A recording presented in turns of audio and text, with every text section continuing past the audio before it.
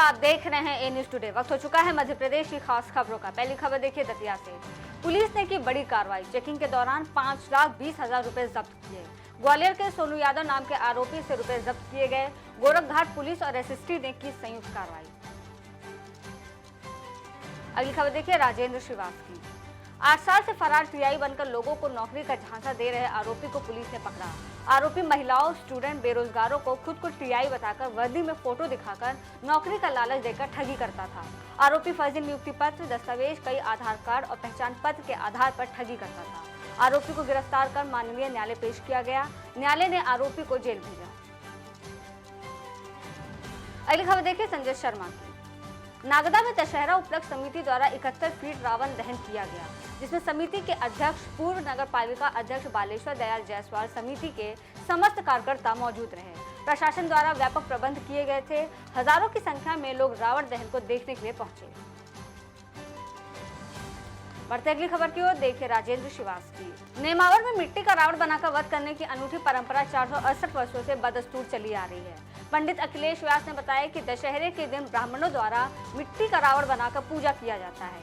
मिट्टी के रावण के नाभि में तलवार से भेद कर उसका वध करते हैं। लंकेश का वध कर बुराई पर अच्छाई की जीत का संदेश देकर दशहरा मनाया गया।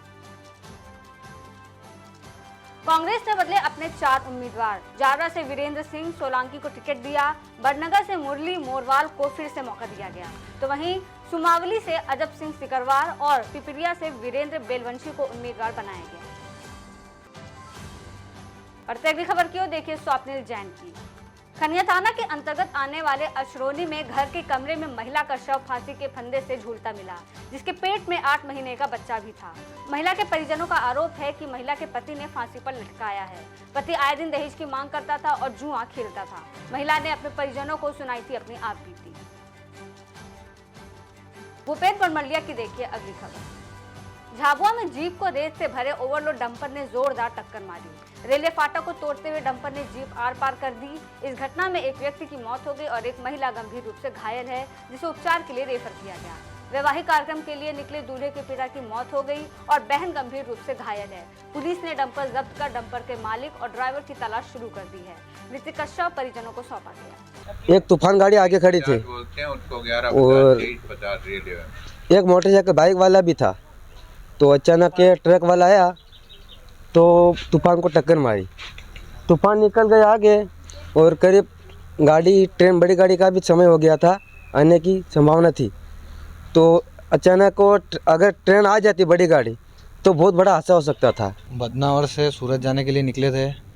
बदनावर से रात को करीबन 10:30 बजे समथिंग निकले थे। 11:30 बजे यहाँ पे फाटक के, रेलवे के फाटक के पहले गाड़ी साइड में लगे के, रेल आने के कारण गाड़ी साइड में लगा के खड़े थे।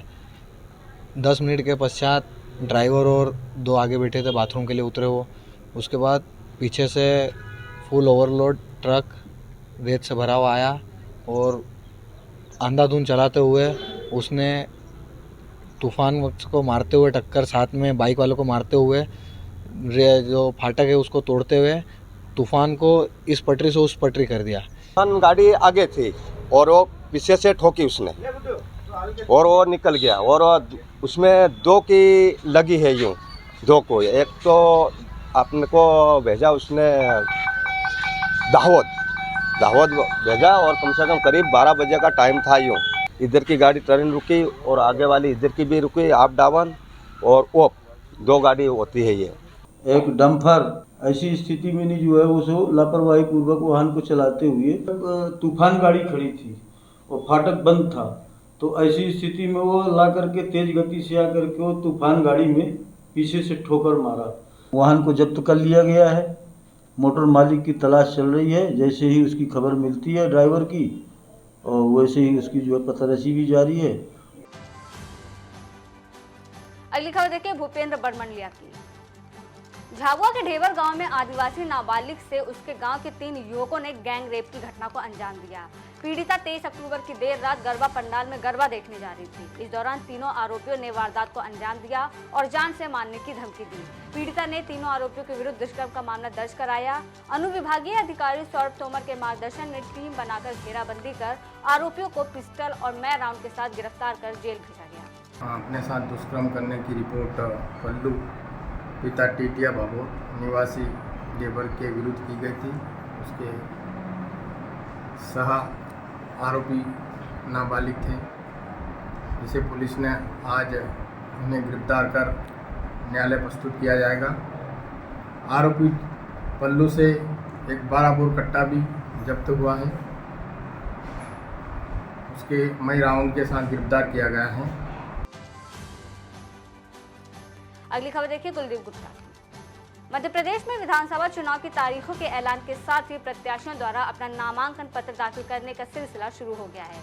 काफी असमंजस स्थिति के बाद शिवपुरी के विधानसभा क्षेत्र 25 से कांग्रेस प्रत्याशी केपी सिंह ककाजू ने पूर्व जिला अध्यक्ष प्रकाश शर्मा और कांग्रेस नेता जिनेश जैन के साथ रिटर्निंग अधिकारी के सामने पहुंचकर अपना नामांकन पत्र जमा किया। नामांकन दाखिल करने के बाद से ये स्पष्ट है कि केपी सिंह शिवपुरी से ही चुनाव लड़ेंगे। कांग्रेस में टिकट को लेकर मचे घमासान पर मंत्री सारंग का आया बयान। कहा, पहले बोली लगी तो टिकट दे दिया, अब उससे ज्यादा बोली लगी तो बदल देंगे। यही कांग्रेस की रीति और नीति है। ऐसे ही कमलनाथ जी ने सरकार चलाई, एक अधिकारी को एक बोली के अंतर्गत एक कुर्सी पर बैठाया और यदि दूसरे ने बड़ी बोली लगाई तो उसे हटा दिया गया। यही मध्य प्रदेश में कांग्रेस की विधानसभा टिकटों का हाल है। कांग्रेस पूरी तरह से खत्म है। कम नहीं हो रही है। देखिए, बोली लगी हुई टिकट का हश्र यही होगा। पहले बोली लगी थी, दे दिया, अब उससे ज़्यादा बोली लगी तो बदल देंगे। यही तो कांग्रेस की रीति नीति है। जैसे कमलनाथ जी ने सरकार चलाई, एक अधिकारी को एक बोली के अंतर्गत एक कुर्सी पर बिठाया, यदि दूसरे ने बड़ी बोली लगा दी तो उसको हटा दिया।